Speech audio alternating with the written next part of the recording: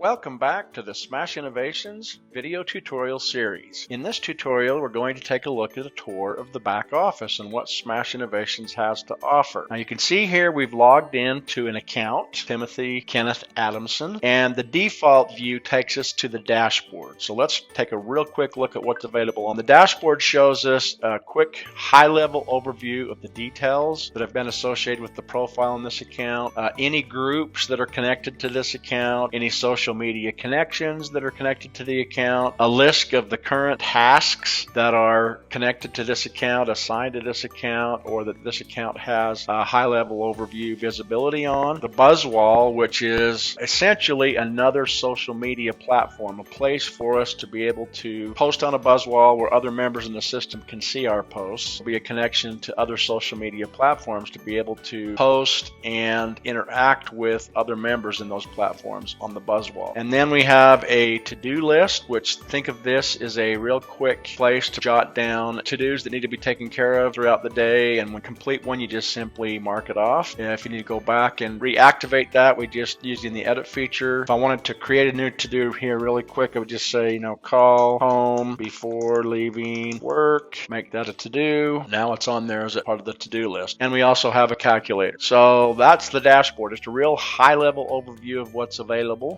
Over here on the left-hand side, we're going to go down this list first. We have the contacts module, and the contacts module shows us all of the contacts that have been imported and connected to this specific profile, Timothy Kenneth Adamson.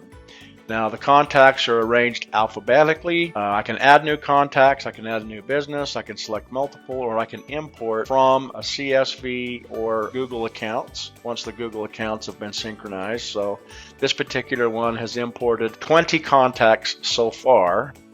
The next one we have is groups. Now when we go to import contacts, we're always going to be asked if we would like to create a group for those contacts. This particular account has two groups that are currently set up. One's a plumbing suppliers group, and then the other one is an all customers group. The next one we have is cards. Now cards can serve a couple of purposes. Think of cards as a sticky note that is tied to the specific profile. If we access cards on the left-hand menu here, it's connected to the profile. We've got a father and son camp out that's been scheduled. It's connected with Timothy Kenneth Adamson's profile. There's his Facebook account. And so these basically can serve like a sticky note that has relevant information that's specific to that profile. You could have a card here for your Facebook credentials, a card for your LinkedIn credentials, a card for your Twitter credentials, etc. Anytime we access cards on the left-hand menu, it's tied specifically to that profile. Now, what does that mean in terms of how is it different anywhere else? If I go back to contacts, I'll notice that, let's say I want to pull up England Plumbing Supply. I'm going to go ahead and pull that contact up, and there's a card access here. If I go to cards that's connected to the specific contact and I make a note, that card would be tied to the contact record, not the profile. If it's cards on a contact record, it's connected to the contact. If it's cards over here on the left-hand menu, it's connected to the profile. So that's the simple difference. Okay, the next one we have is communications. Communications is our first iteration of our marketing automation. So this is where we can come in and set up campaigns, whether it be a text message campaign, an email campaign, custom campaigns. So you can see we have a couple of campaigns here. Next we have here is our calendar module. Now think of the calendar module as number one, a way to remember all of our important appointments, our important events, our important connections, in addition to being able to put up my personal events that I don't want to forget on the calendar. I also have the opportunity to schedule appointments. And the really cool thing about this appointment scheduler is it eliminates the need for someone to have to contact me to find out what time availability I have on a specific day. I just simply say go to my calendar and I'll have all the available appointment slots that are already pre-programmed, which we'll have another tutorial that shows how to do this. And basically it eliminates all the time that's used confirming an appointment availability availability back and forth. This is the public-facing view, where if someone wanted to schedule an appointment on Friday the 8th, they'd click on Friday the 8th and they would see there's an 8 o'clock available, a 12:30 available, or a 2:30 available. If I wanted to choose the 12:30, I would simply put in my name, put in my email, put in my phone number, or comments, and save it, and it would notify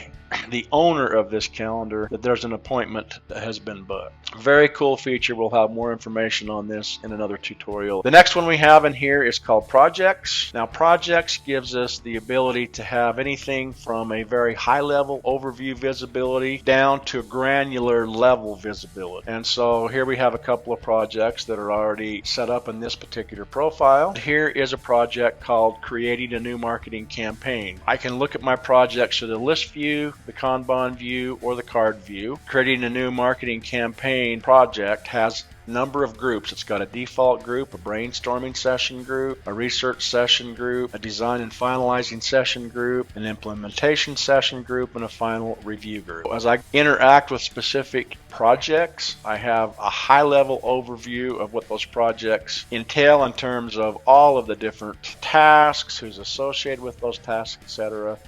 And there's more detail in another tutorial to cover that information. Really powerful tool here in the projects module. Next we have the Vault. Think of the Vault as a place to upload contracts, memorandums of understanding, non-disclosure agreements, marketing assets, resources, logos, letterheads, photos. It's just a nice place to really be able to store data that's available in the cloud. It's protected with encryption, and it also has the ability to synchronize with a number of other services. So we can synchronize with Google Drive, OneDrive, with Dropbox, with Box. It just really gives us a place to be able to access information that we want to be able to have securely stored in the cloud that we can access from any mobile device. And again, just a powerful tool to have available, the Smash Vault. Now, we'll go back. Across the top just tells us we've got 20 contacts that have been imported into this profile.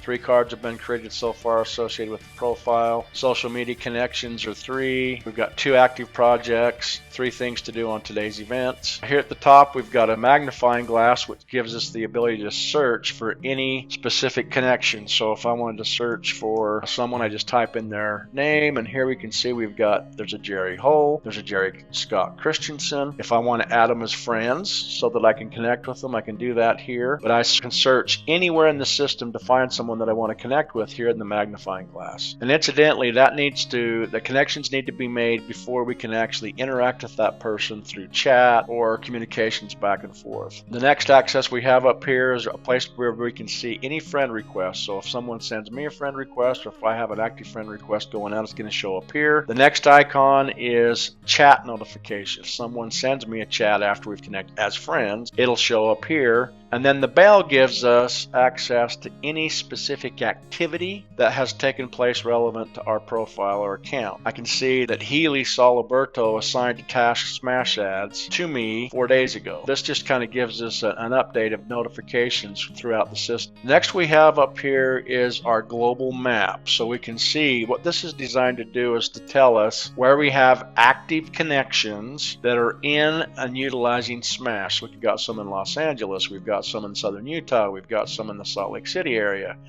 That's just kind of cool because as you connect with individuals around the world, you can see where those individuals are located globally that you're connected with inside the Smash system. And then finally here in the upper right hand corner we have the active profile that we are working with in the Smash system. Any upgraded account in Smash has the ability to have multiple profiles. This happens to be an account that has multiple profiles. We can see all these different profiles that are listed the right hand side of the account, but the active profile that we're currently working with is the Timothy Kenneth Addison profile, and I can change over to Smash Innovations profile. It'll instantly do that. Everything on the whole system updates. I'm now looking at new members details, new tasks, BuzzWall posts that are connected to that account, and so it's all tied profile to profile, which is just absolutely phenomenal. The ability to be able to have all my tasks, all my contacts, all my events, all my specific business related related or personal related activities, whether it be relevant family dates like anniversaries and birthdays and school plays and soccer games.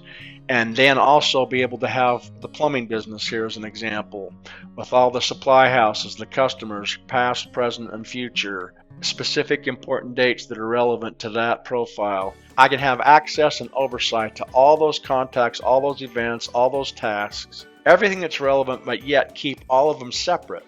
So I can manage my personal life separate from my professional life, separate from my hobbies, separate from fantasy football club or Boy Scouts or whatever specific need that I have, different activities that I'm involved in. I can keep all those activities separate but still be able to have high-level oversight and manage them. So here down at the bottom we have a tab that takes us into the chat. Once we've friended someone in the system, if we have chats going back and forth, we'd have a running list of the chats that we're associated with. And also we've got access to our video conferencing, which you'll learn more about in another tutorial. Finally, here at the bottom we have our golden crown. This basically is our master profile that gives us access to all of the different profiles, a high-level overview of all the different profiles that we have in the system. So anytime we input any information from any profile, it's automatically updated in the master profile. And then finally here down at the bottom we have our live chat feature. This is where we go anytime we need any assistance whatsoever for any part of the system. So that gives us a real quick high-level overview of what's available in the back office. This concludes the tour of the back office tutorial.